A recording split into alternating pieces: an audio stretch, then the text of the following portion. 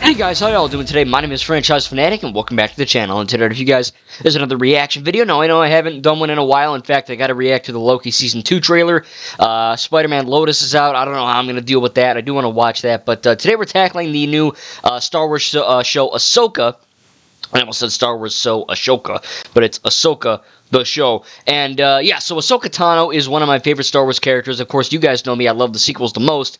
But I do love the prequels. I do love the originals, of course. You know me. All Star Wars is good. I'm one of those rare fans. I'm one of those fans that just, I love it all. That's the point, I guess. But this is a new kind of, I guess, featurette kind of documentary style thing. It's only about 7.5 minutes of the Ahsoka, not only the character, but also the show.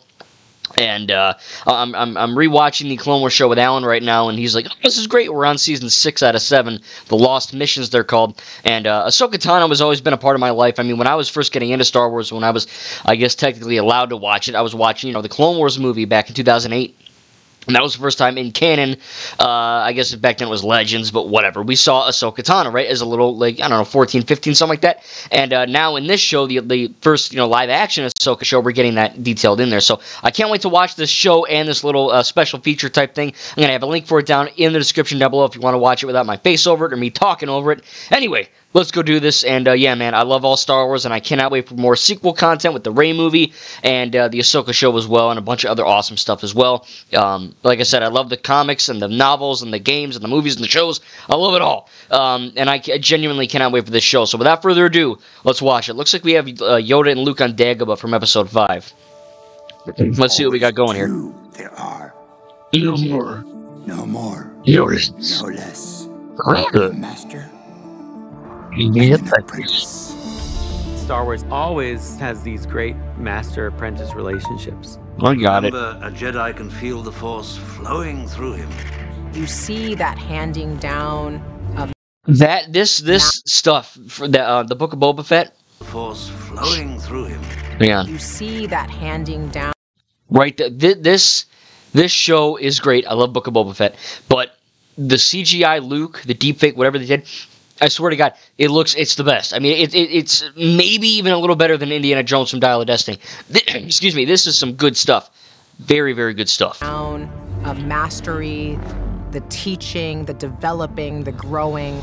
Rosario Dawson, of course, she was in Haunted Mansion 2023. She was in Dying Light 2. I don't know about her in real life. a little suspect.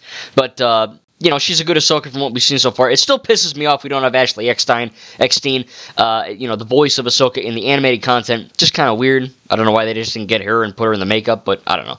Rosario's an alright actor, but just kind of weird. Do or do not. There is no try.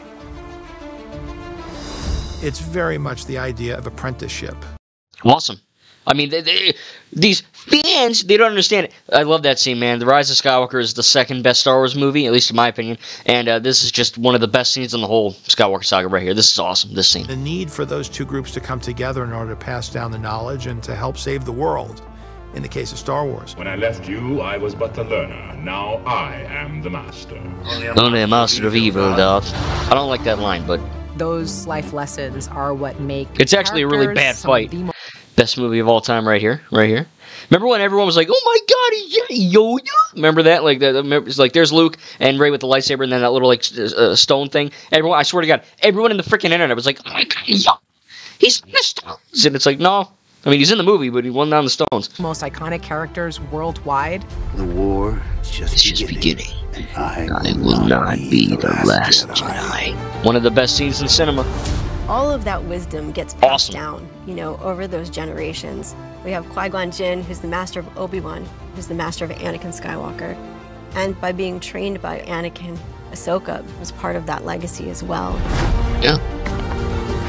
I just love that we're getting more Ahsoka content, but also for, I know people who are like, oh, I'm not going to watch, I'm going to watch Andor, or I'm going to watch Mandalorian, or Book of Boba Fett, but I'm not watching the animated stuff. That's for babies. I swear to God, the animated content is 10 times more violent and mature than the live-action stuff. I'm not even kidding. The Clone Wars is the best Star Wars show, hands down, out of every show ever, live-action and animated. And the fact that, people are going to go into this show being like, who's Ahsoka? What? Who's Sabine? Fudge is... Who's Ezra? You know what I mean? Like, watch the animated stuff. It's the best stuff. Show-wise, at least. But I've seen it all. I've read most of all of it. I know almost everything about Star Wars. At least I think I do. So I know what's going on, but some people don't. But here we go. Master and Apprentice. A special look. Sorry. Master and Apprentice. A special look at Ahsoka. There we go. Origin. Oranges. There we go. Speak of the devil. The character that Dave Filoni created and worked with George Lucas on in the Clone Wars. Originally, we didn't really know, exactly what the Clone Wars was going to be, and we made up our own little band of characters. There was a character that was a Jedi, and there was a Padawan. We thought we'd put them on adventures, but George had other ideas. He says, well, in this character, and he points to the Padawan we had, and he says, let's give Anakin Skywalker a Padawan. And I was like, Anakin doesn't have Padawan. And he just looked at me and said, Anakin has a Padawan. And that was basically it. That's how Ahsoka came about. George Lucas invented Star Wars. He has some really stupid views about it. Yeah, I mean, George Lucas, I mean, you hear about it all the time with the prequels. He was always people were yesing him all the time. Oh, yes, George, and that's why you get the crap dialogue of the prequels. But it, one of the good things that he did, besides obviously invent the world, even though he's got some weird takes on the world he made, which I don't agree with, him making Ahsoka is probably one of the better moves he's ever done. We cast Ashley Eckstein to be the voice of the character, and she's fantastic in the Clone Wars and Rebels. Ahsoka is one of the most well-developed characters in Star Wars, period. She's the apprentice of Anakin Skywalker. She's the only one that he is trained to be a Jedi. Not bad, too. Teenage girl who was trained to be a keeper of the peace, had to become a warrior, worthy of standing next to the greatest Jedi of all time. Season 7, let's go. Dave's Journey. Sounds weird when I say it like that, but whatever. Ahsoka's story and her growth has mirrored my own. As you see my style of storytelling mature, the stories got more complex. It had grown to the point where I wanted to take what I was doing in animation and really see if I could get it to this type of storytelling that I'd grown up with in Star Wars. Mandalorian Season 1 was a perfect place for me to experiment with my own creativity and style, but have a great backstop and support from collaborating with all these other extraordinary people. You must reunite it with its own kind. This is the way. So when Season 2 came around, for my episode, I was like, well, I'm going to do Ahsoka. I'm like, I just need to try this. Let's do it. Ahsoka Tano, Bo-Katan sent me. I hope it's about him. For a character that has such depth and complexity. This screen that they do, like the LED, the LED screen, looks awesome. I mean, it looks photoreal. To bring that character to live action made a tremendous amount of sense. Tell me what I want to know. Where is your master? George visited the set when we were filming the lightsaber fight in the Japanese garden, Season 2. And I think it was really encouraging of Dave stepping up to this role. And so George would turn to Kathy and myself and be proud of Dave. He was Dave's teacher, and Dave was his apprentice. Becoming Ahsoka! See, it's like poetry, it rhymes, right? I just stare at her, and I'm just like, wow, she just looks like this thing I've drawn, but Sarah's done all the research. Like, she knows the character, but now she has to become it in a way that's never happened before. The makeup looks good. I mean, she looks the part. The thing that feels most awkward right now is talking with you. The posing and sort of the. She just doesn't sound like Ahsoka. That's my only issue. She just sounds like Rosario Dawson. And I know you don't have to be perfect, like Alden with Han in the movie Solo, but I don't know. Just something's off. I love it. Just something's off. Stances we're doing, that's not unusual, but speaking as Rosario while in Ahsoka is a little startling. I really love the transformation and really deep diving into who she is. Rosario Dawson is just such an incredibly powerful actress, and she loves this character. I think everything about who Ahsoka is just brought to life in a way that almost nobody else could. She not only gets a character, but she gets like this Ashley, maybe? Just saying. Star Wars of it all, which is an important ingredient. You have to be in it.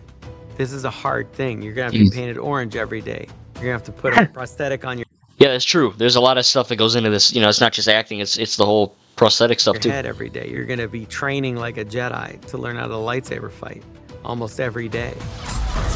I'm playing someone who is an absolute expert, and so I really wanted to be able to physicalize that as much as possible.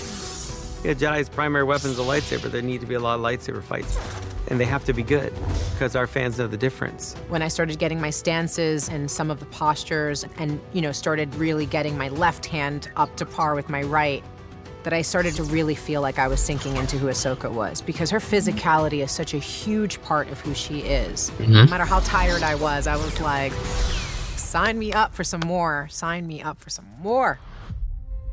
Amen. A new story. Awesome.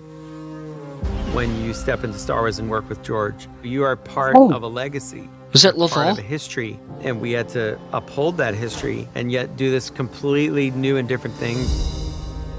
Ahsoka is another story where you can step in at any point and not feel that you necessarily have to have seen everything. Except Rebels, which is a 4-season show, which is an animated show, which is a must-see show. From the beginning of this series, Ahsoka is out there on the fringe of the galaxy.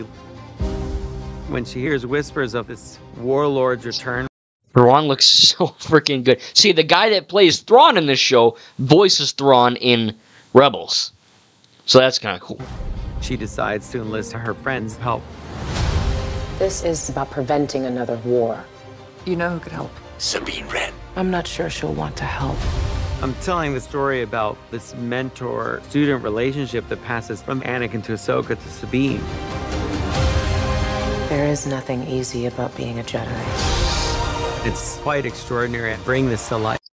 That is something of point of contention, though, because Sabine, it's quite she is not force sensitive, as far as we know. I mean, I don't know. We'll have to see.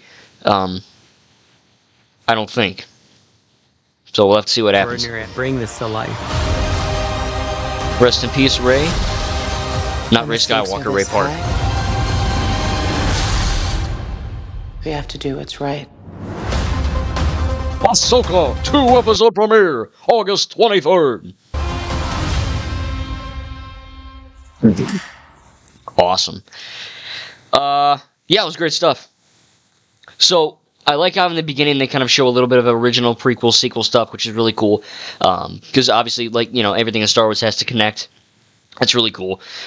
Seeing the aspects of just what it takes for her to become Ahsoka, that's really cool. But yeah, I mean, it is going to be a little bit jarring if you haven't seen the Clone Wars or Rebels, or, I mean, I would just watch Resistance, watch freaking Bad Batch, you know what I mean? I mean, they're all great and they're all amazing, but for Ahsoka specifically with Clone Wars and Rebels, oh boy, it's going to be a little bit of an experience for those of you who, you know, those people out there that you know, haven't necessarily seen everything. Who's Thrawn? Who's Sabine Wren? It's not Kylo Ren, R-E-N, it's W-R-E-N, you know, or stuff like that. So yeah, it's going to be a bit awkward for those, but thankfully I've seen everything, and I really, really love Ahsoka, man. She's not my favorite character, since she's probably not even one of my top 5, but she's a really well-made, well-written character, well-voiced, well-acted. She's one of the greats, period. You know, obviously all of my top 5, top 10 are all sequel trilogy characters for obvious reasons, and I can back that up. It's not just because they're in the sequels, right? I have reasons. But in this, Ahsoka's, like, really, really close to that, man. She's really good. And the animated stuff is just top tier Star Wars. I mean, like, after the sequels, it would probably go like the Clone Wars shows and Rebels and Resistance and, you know, all that. So yeah, I mean, like I said, I grew up with the prequels, and even though they're my least favorite trilogy, I do think it is really cool that we are getting more of it. And I think we're getting a little bit too much. I think we kind of have to go back into the sequel trilogy, which thankfully we are soon, but you know, it is really cool to see what Dave Filoni and Kathleen Kennedy and George and everyone involved is doing. And you're going to see a whole bunch of spam and BS on the internet that Kathleen's ruining your childhood, or that, you know, Dave Filoni doesn't get it. Just don't listen to the BS. When you're in the Star Wars franchise fandom, there's three people. There's people that love it all like me, which are, I like to call the real fans. There's the people that don't like it, and that's fine. And then there's the people that really don't like it and spread their hate so that they make you try not to like it, and then they're wrong about it too. Or they just don't like to think, you know what I mean? They don't apply logic to the movies or shows.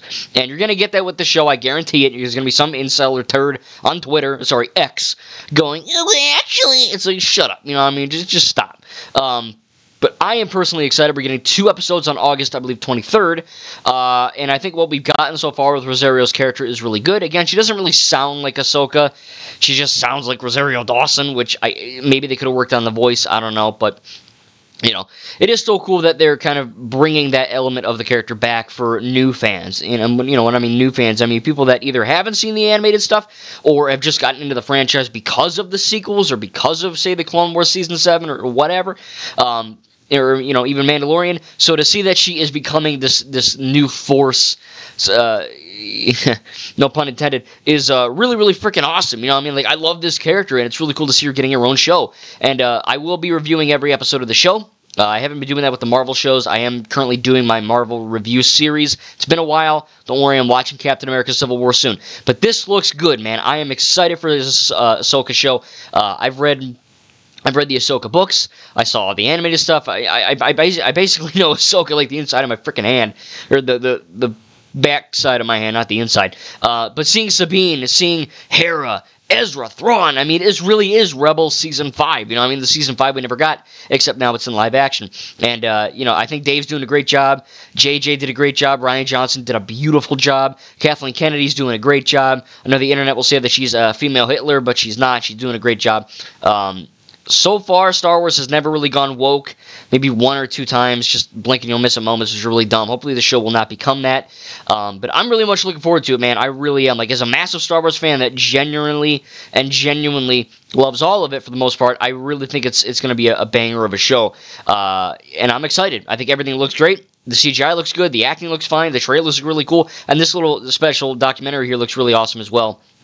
Kind of see both original, sequel, and prequel stuff, but to also get a sneak peek at the show and kind of the factors that go into it. So yeah, man, I'm freaking excited, dude. I am very excited to see what the Ahsoka show has in store. 2-episode premiere on August 23rd. I hope you guys enjoyed this little reaction. I don't normally do these. I started watching it in my living room, and I was like, I'm going to react to this. So I ran down and I'm doing it. So I hope you guys enjoyed. Leave a like, subscribe if you're new. And again, tell me what you think about the Ahsoka show. And how does Ahsoka Tano rank in like your top 10, top 15 characters? I'd probably have to go like, you know, Luke, Rey, Kylo, Poe, Finn, Rose, bunch of other characters, and then maybe her. You know, I think a lot of the prequel trilogy doesn't have well-written characters in terms of just the prequels. Like, Mace Windu's a horrible character in the prequels. He just stands there and strokes his little chin and then dies. Like, he doesn't do anything. You know what I mean? The comics and all that in the show made him a great character, but just in the prequel trilogy alone, some misses. Originals, they're all pretty good. You know, I mean, I don't hate any character. I even like Jar Jar Binks. But, no, man, I'm excited for this show. Maybe we'll get Jar Jar Binks. Maybe he's the secret Sith Lord. Who knows? Jar Jar's working with Palpatine, or Snoke and Palpatine on Exegol. And that's the season finale. Anyway, before I really get too crazy here with my fan theories, which, oh boy, you don't want to hear those. Just don't. Yeah, subscribe if you're new. Like this video if you enjoyed. Again, I'm going to have a link for this video down in the description down below if you want to go check it out for yourself. I'm excited for the 2-episode premiere on August 23rd. Very much, I think it's like 2 days after I start school. This is actually really coming up pretty quick here. So yeah, I'm excited, and I can't wait to do more reactions to Loki Season 2, a bunch of other fun stuff. And yeah, man, all Star Wars is good, and I cannot wait for the future, and this looks really cool as well. Thank you guys, and we'll see you in the next video.